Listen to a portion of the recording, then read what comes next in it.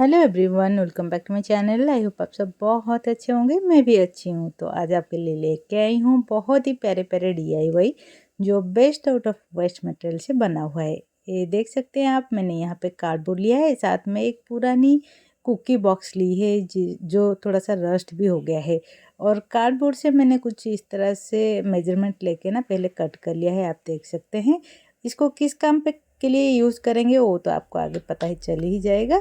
चलिए फिर इसको मैं दिखाती हूँ सेट कैसे करना है।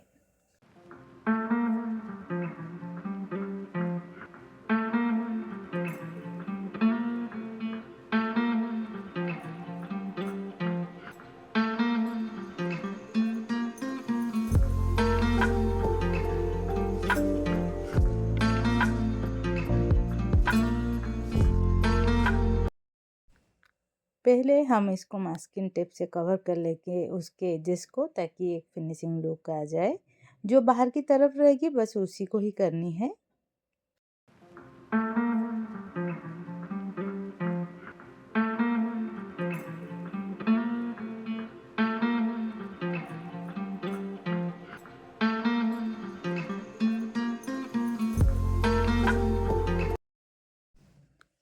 फिर दोनों कार्डबोर्ड को स्टिक करने के लिए यहाँ पे हम हॉट ग्लू का यूज़ करेंगे।